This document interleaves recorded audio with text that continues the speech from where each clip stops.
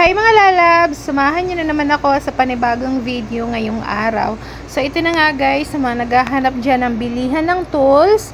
Ayan, yung mga nakikita nyo po. Aba naman, i-visit nyo lang po kami dito sa 11th Avenue, Isrimbo, Taguig City. Malapit po kami sa Buting Stoplight. O diba, talagang ipopromote natin yan.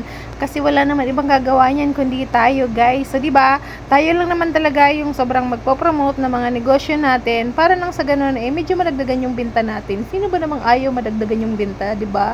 Lahat naman tayo, kaya nga tayo nagbi-business para naman kahit papaano lumago yung ating negosyo. Kaya gawin nating lahat pagpo-promote sa social media kasi kahit papaano may mga nakakaalam ng ating negosyo, diba? Anong silbi ng social media kung hindi natin gagamitin, o diba?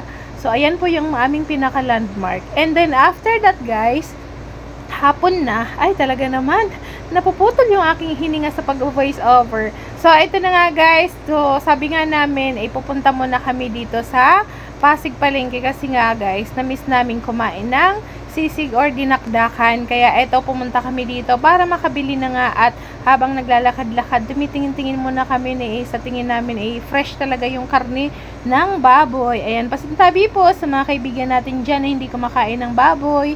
Ayan, pasensya na kayo guys ha. So, ito na nga guys, nakahanap na nga kami at ito nga yung napili ni Anthony. So, bali ang kukuhain namin sana guys, tatlo sanang tainga hanggang mascara. Kaso, nung bandang huli na, sabi ni Anthony, sabi ko sa kanya, mas masarap na dapat medyo may laman yung kukuhain natin. Yung dun sa may pisngi ng baboy. Kaya, imbis na tatlong tainga na, pinalitan ng isa, o diba? Tapos, aba naman, ang mahal, 3 kilo guys, 611, o diba? San ka pa? Diyos ko po. Pero, syempre, madami naman na kami niyan kakain at bibigyan din namin yung kapatid na Anthony. Tapos, syempre, abot na rin yan hanggang bukas na ulam na namin, o diba? Hanggang kinabukasan na kasi napakadami yan guys. Imagine 3 kilong sisig or dinakdakan. Sabi kasi ni Anthony, siya daw gusto niya sisig. Ako naman gusto ko dinakdakan. Mas gusto ko kasi guys yung lasa ng dinakdakan kaysa sa sisig. O diba, bahala na kayong mag-isip kung ano pagkakaiba ng dalawa. Basta ako gusto ko dinakdakan yung nilalagyan ng mayonnaise, ganun. O, kita nyo naman, o, diba? Yan na nga yung pisngi ng baboy. Sabi ko, ito, lagyan natin ng isa nito. Palitan mo na yung isa. Kasi sabi ko, parang mas masarap na may kunting laman. At umagri naman nga sa akin si ate. Kaya naman, ayan, hihiwain na. Para naman sumaktong 3 kilo pa din. Abay, masobrahan naman tayo. Baka tayo ma-high blood na. Aba. So, hindi naman kami, guys, palaging kumakain ng karne na yung sobrang matataba. Balansin naman yung kain namin. And, sa tagal na nga namin hindi kumakain ng dinakdakan. Kaya ito, napag-isipan namin na magluto na lang kami para naman talagang masatisfied yung cravings namin ng dinakdakan or sisig, ganyan. So, bali, siya, ayaw niya na may mayonnaise. O, kaya sisig daw sa kanya. Ako, may mayonnaise, kaya dinakdakan sa akin. Ganun ba yun, guys? O, diba? Kaya, ang sarap naman talaga kasi, guys. Pag bumili kasi kami ng dinakdakan dito sa may malapit sa amin na kainan, 100 lang yun. Abay, kukunti lang talaga yung laman. O, diba? Bitin lang. And then, after makabili nga namin, ito naman, sabi ko, bili tayo ng pipino kasi masarap tong kainin pipino. And then, ito na nga, Diyos ko po, palabas na kami ng Pasig Palengke. Traffic naman talaga guys dito sa Palengke. And then, ito na, nadaanan namin simbahan ng Pasig. And sabi ko, Lord, thank you kasi nakabili kami ng 3 kilong ito, gagawing dinakdakan. And then, after that guys, ito na, dito na kami sa nakalimutan kung anong lugar to, basta Pasig pa rin naman to guys. And nagkukwentuhan nga kami dyan, Anthony. Alam nyo ba guys, dito sa lugar na to, madalas dito yung pinaggaganapan ng mga shooting, like for example, horror movie or yung mga action movie, ganyan, na mga Filipino movie, dito ginaganap. Kasi ang ganda ng loob kasi na yan, parang alam mo yung budigang luma siya. Tapos, sa loob niyan, alam niyo yung parang may gubat talaga siya. Ayan, kung makikita niyo yung gate na yan, dyan napasok. Ang lawak talaga niyan, guys. Tapos, sa kabila, ganun din. Alam ko, may mga na-shooting na dito na pelikula. Nakalimutan ko yung mga title. Pero, ayan lalo dito sa lugar na to. Ang ganda kasi sa loob na yan, guys. Tapos, pagka, lalo yung mga, kunwari, may mga, yung sa pelikula ngayon, kunwari, may mga sindikato, kunwari, may warehouse, ganun. So, dyan ngayon, dyan yung shooting sa loob na yan. Kaya, ang ganda dito sa lugar na to. Kaya siguro pinapahalagahan din or pinapangalagaan yung mga puno dito para naman manatili yung kagandahan ng lugar na to, guys. O, diba? Ganun yon. And ito naman yung tulay dito sa may Kalawaan. Ay, Kalawaan ba to? Ay, basta yun na yun. Basta Pasig pa rin naman to guys. Nalito na. And tingnan niyo man yung langit, nangingitim. At masama nga yung ano ng panahon dito guys. Pero ang ganda-ganda talaga ng ano dito sa side na to. And malapit-lapit na nga kami sa amin. Ayan, o, diba? And pagdating nga sa bahay, pinakuluan na nga yung mascara na baboy at saka syempre yung tainga.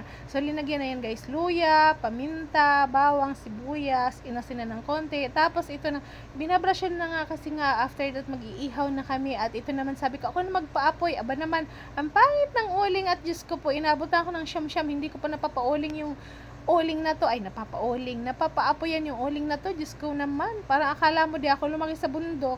Pero ang pangit talaga kasi guys ng uling. Ito yung tipo ng kahoy or yung uling na ay, naku, nung bata pa ako, namumuryot talaga ako pag ganito yung papaapoyin. Ayan. So, ginawa nga dyan na Anthony, sabi niya, ako na eh. Siya din, hindi rin, nahirapan din magpabaga. Kasi lagyan na namin plastic, ng papel. Wala pa rin talaga, guys. So, ang ginawa na lang namin nga dyan ay nilagay na lang dun sa kalan para makapagpaapoy. And ito na nga yun, guys, nakapaapoy na at isinalang na yung ibang parte ng iihawin. O, ayan o, diba? Napakadami naman talaga guys. Syempre, yung isang hiwa dyan na maraming laman, para na yun kay kidlat. O, diba?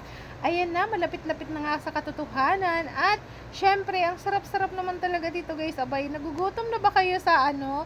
Sa aming gagawing dinakdakan. O, ayan, sabi niya, tulungan na daw niya ako. Kasi sabi ko kasi, nagpresenta ako na ako na mag-iihaw. Kaso, ayan na nga, nahihirapan ako kasi pinapaypayan ko. Tapos, ayan, mag-iihaw ako. Abay, nasunog na nga. O, diba? Ayun naman yung bahay namin, yung munting bahay namin. And, syempre, ayun na nga, sinalang na yung para kay kidlat na laman na yan.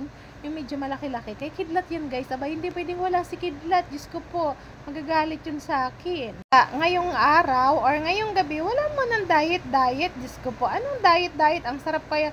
Ang sarap kumain, wala mo ng diet-diet, o diba? Ang sarap ng pakaihaw. Sabi niya dapat ganyan lang daw yung pag-ihaw ko. Kasi yung nauna, medyo nasunog na ngayon kasi nga pinapaypayan ko. Eh, sobrang nagbabaga na yung, ano nga, yung uling, o diba? Ayun, tuloy. And dito na nga nakapaghiwa na nga sa Antoninong ilalagay nga, ayan yung sibuyas, na pula at puti, tapos yung sili, and then after that, syempre pakaihaw, hihiwain naman na nga ito, o diba? Ganun lang yon. And then, ito na nga, malapit-lapit na yung moment of truth. Ayan na, nilalagyan na nga yan dyan ng ito. O, ihahalo na dun sa, ano, hiniwa na, inihaw na baboy na tainga. O, diba? Ano daw? So, paghahalo-haloin na nga guys yung mga ingredients, pati na yung karni, para naman, abay, lalagyan daw nga ng konting Ajinomoto, para naman daw mas sumarap ng konti. O, Ajinomoto, baka naman. So, konti lang naman guys yung lalagay para naman mas umangat lang yung timpla niya talaga. O, diba? Kaya naman ito na. Ay, Diyos ko, kayo ba? Natatakam na ba kayo? Abay, kumuha na kayo dyan ng gin bilog. Ay, ganon. Gin bilog talaga. Abay, kumuha na kayo dyan ng kung anong gusto yung inumin. At yun na mga pag-inuman. Ay, akala mo naman na inom. So, yun na nga guys, hindi ko na talaga kaya mag-inom ng ganyang hard. Gusto ko mag-inom yung mga mild lang talaga, pampaantok. And then, konti lang. And ayaw ko naman yung palagi. Pero siguro pagka ganito abay naman talaga mapapainom ako. Pero yung totoo lang, hindi naman talaga ako iinom. Kakain lang talaga ako. Lalantakan ko lang talaga tong pagkain na to. Kasi naman ang sarap-sarap kasi kumain. O, diba guys, ang bilis-bilis ng pagsasalita ko. Ayan, sa mga nakakarinig dyan ng aking voice over guys. Ayan, mag-comment naman kayo kung ano ba dapat ko bang hinaan yung volume ko. Or dapat ko ba bang lakasan. Or dapat ko bang bagalan yung pag-voice over. Kasi alam niyo naman talagang hindi ako medyo sanay na mag-voice over. Pinapractice ko na nga lang talaga. Abay, nasasanay na nga rin paunti-unti at medyo tumatalab-talab na yung 1 MB ko na brain. Ayan, 1 MB na brain talaga. Ayan, medyo tumatalab-talab na gumagano yung 1 MB ko na brain sa mga sasabihin ko dito. At ito na nga yung moment of truth. Tara na, kain na tayo. O, diba? Tingnan nyo naman, ang daming nilagay sa plato. Lalantak lang talaga yan, guys. Ano diet-diet, o? Sabi kay Anthony, bukas na ako magda-diet. Charot. Tuwan-tuwa pa nga ako dyan, guys. O, diba? Sino ba namang hindi masasarapan sa pagkain ng ganyan? O, diba? Ang tagal-tagal mo nag-cravings at ngayon, ito na nga, hindi mo titipirin yung ulam kasi nga ang dami yung niloto. Ganon. Yung tipong cravings na cravings ka tapos talagang hindi mo titipirin yung kain mo. Magsawa ka talaga. Yung ganong feeling ay ang sarap kaya. So, diba guys, maraming salamat po sa inyong panonood at pasensya na kayo kung natakam ko kayo or nagutom ko kayo. Ganon. So, pasensya na talaga kayo. Abay, kumain na lang kayo kung anong meron kayong pagkain dyan. Isipin nyo na lang, magkano magkaharap tayo at nag-uulam ka rin ng itong dinakdakan na ito. So, sa mga naka-follow po sa akin, sa mga nanonood, maraming salamat. At sa mga hindi pa, kung napanood mo to at umabot ka sa video na to, maraming salamat. And don't forget to like, share, and follow. Ay, ayun naman, nabubulo na naman. Yun lang. Love you!